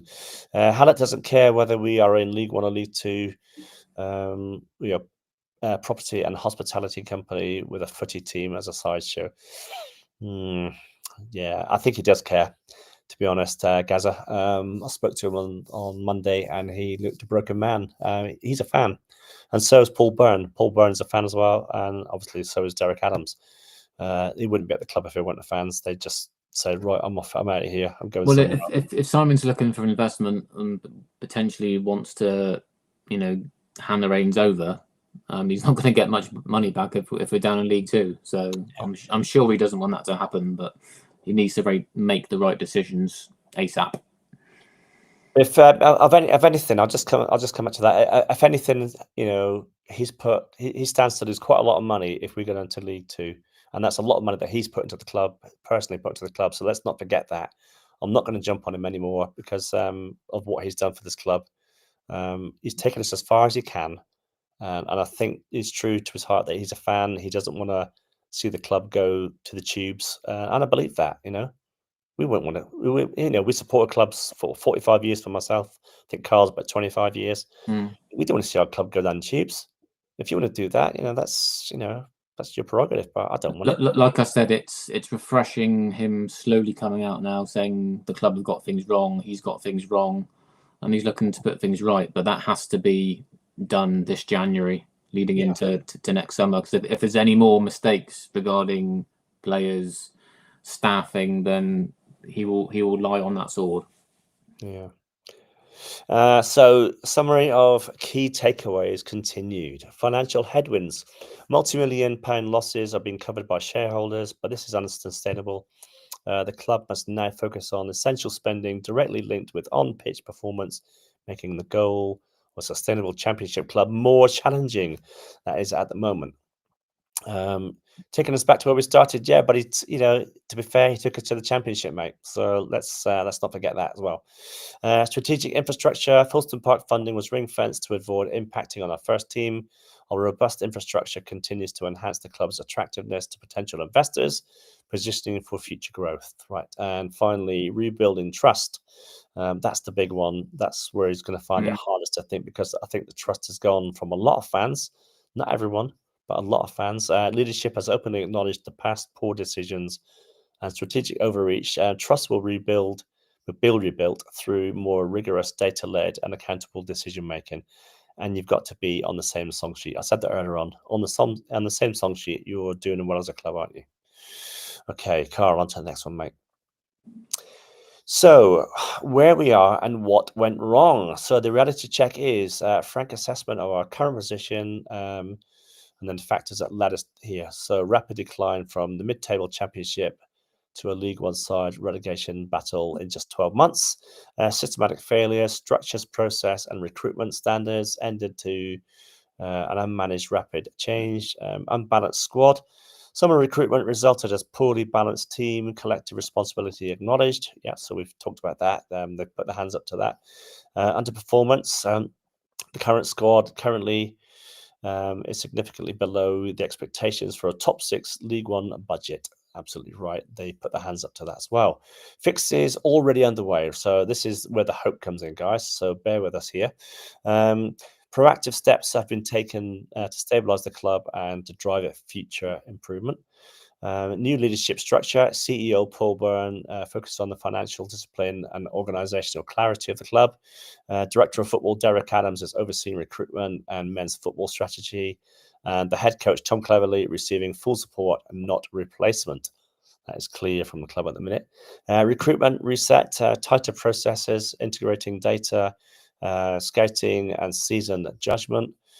January plan, at least 2 additions, possibly with further scope based on player departures or loans. Anything to add to that, Carl? No, well, let's just hope that the fixes that have been made up until now start improving things. Like I said earlier, I think Derek Adams has had some effects. I think we have seen some of that in some of the games so far, and I hope we can take another step forward on Saturday. I would have felt a bit more confident with Talai leading the line on Saturday. I'm just struggling to see where the goals are going to come from, but it's a perfect opportunity for Aseni to step in, stake his claim for the next 3 games, potentially more. And other guys, people like Patterson, Owen Dale. Owen Dale's had a few opportunities, but not really capitalising on them. Patterson had a really good, strong second half at Leyton Orient. Again, Tegan Finn, whether he gets much game time or not, I don't know. But as soon as he came on the pitch within 5 minutes, he's looking to do things. He had a shot which was unlucky. Does other people need to step up to the plate in these next these 3 games? And before we know it, obviously Talai will be back, and hopefully aid us on our climb up the table. But Bradford's form over the last 5 games, they've only won 1 game. So yes, they might be third up in the table, but recently they haven't been as great. So yeah, but it's probably a good time to play lightly, Yeah. Not to be taken lightly. Where's Elliot now? Interested to see his club's injury record. He was at Stoke City last time I heard, Andrew, but I don't know whether he's still there now or not. Pass. So we've just done that one, haven't we? So let's move on to the next one.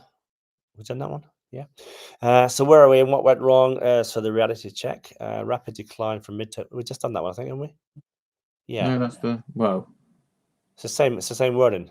It's the same wording. I'm not sure what Michael's done there. Then. All right, Mike, what have you done there? What have you done? Tell he's not right, can't you? Tell he's not right. Anyway, shall we move on to Gavin? We'll move on because we are now an hour and 43 and we're looking at Saturday's game. Here Argyle is v One Northampton. Job That's the wrong one. As Mike. So, Mike's got the wrong teams in here. Where's he? That's Argyle v Northampton. That's Northampton. Mike, you put the wrong teams in, mate. For Northampton. Anyway, normal service will be resumed as soon as possible, people. We have got Bradford on Saturday and not Northampton. We just lost to them. So, any thoughts on a team for Saturday? You go first, mate.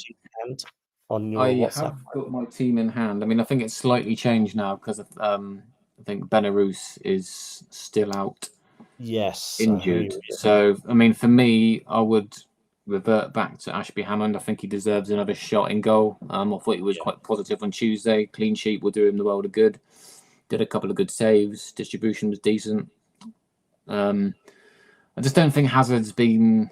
I mean, not a lot of the goals have been his fault, so that's one thing to look at it. But I just think we looked more stable with Ashby Hammond when he started to pick up some form. So I would like to see him back in goal again. Obviously, Joe Edwards to start alongside Ross and Pleggy.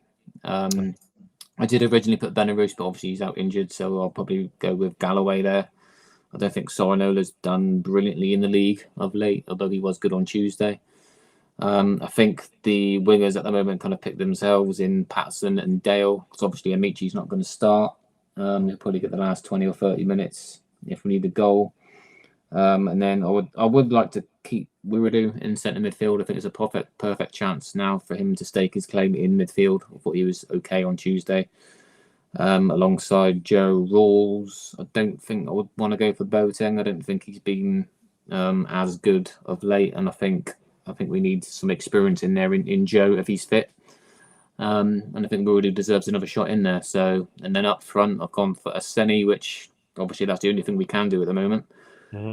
Up there with kind of Tegan Finn. But I don't think that's the team I would like to see. Whether Tom goes for that personally, I don't know. But yeah, that's my team. What about you? No, I'm trying to think which is Gavin's team there. Is yours got Ashby Hammond at the top? Yeah.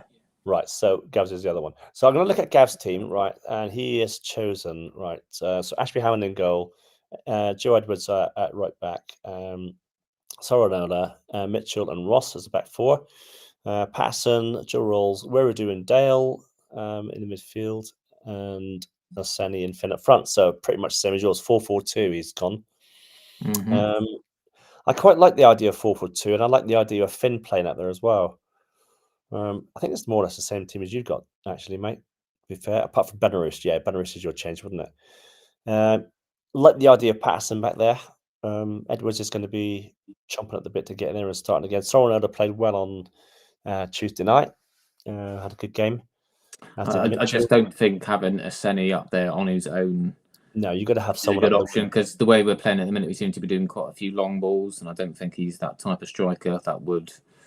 You know, if he's up there trying to hold the ball up, who's he going to lay it off to? I think he needs some support up there, but whether that would be with Tegan Finn or not, it remains to be seen. But just give the boy a go. You know, there's a reason why we've tied him down. He's a massive talent, and from whatever games I've seen him in, whether that's the Virtue or the league when he's been given the opportunity, or even on Tuesday when he came on, he looked quite bright. Just give the boy a run. Yeah, I just wonder whether he's going to actually try Amici up there with Aseni as opposed to Tegan, and then bring Tegan on for the second half. He won't start. He won't start Amici. He's already said that. Amici's not available to start, and it'd be ludicrous just to come in from the start if he's not played for months on end. He'll probably get the last 20 minutes. He didn't have Pleggy in there. No one's got Pleggy in their team either. What's going on? I've got Pleggy in my team. Yeah, Gavin hasn't, though. No, Gavin didn't. No. He's got Ross and Mitchell. So and Pleggy, would you have him in place of Mitchell? I don't know. Definitely. He's our best defender. Okay. He's 100% fit according to Cleverly, and it's just up to him to make that decision between him and the medical team. But no, I think Pleggy would be banging on Cleverly's door about starting the game. So no, I think Pleggy and Ross are our best two centre backs, to be honest. And that might G the players up a bit, because now there's competition for places again, because you've got players coming back into the team who could influence positions. Well, he's a big character. He's a leader as well, isn't he? So he's been there for a few years now. He knows the club inside out. So no, I think he brings a bit of calm and stability back there. I'm just not sure on the left back role whether it's Galloway or Sorinola at the moment. But yeah, I mean, I think Sorinola for me. I think Sorinola had a good game on Tuesday. He did okay. More like the Matty Sorinola we all know and love. You know, is running at players again and putting the ball across for the goal, of course. So yeah. Any more that we can think of, guys? Let's go to the comments. We've only had 2 comments come in since. Where does deserve to start in centre midfield? Yeah. 4-4-1-1, Ashby Hammond, Edwards, Pleggy, Mitchell, Sorinola, Dale, Rawls, Wiradoo, Patterson, Finn, Arseni. And I think that I pretty much think that's all we've got, Carl, isn't it? Any prediction for Saturday, mate? Prediction. I want to be positive. I mean, my heart says one thing, my head says the other. I'm going to go for a 1-1 draw. Okay. You're going to hate me for this. I'm going to go for a 1-0 Bradford win. I can't see us winning at the moment. I might be wrong. Like I said, losing Talai is going to be massive, considering he scored our last 5 goals. But maybe a step up in luck. I'd hope so. Hopefully. Guys, I think we're coming to the end of this now. We've done well tonight. Thanks for everyone who's dropped in tonight, and those listening tomorrow or whenever you want to listen.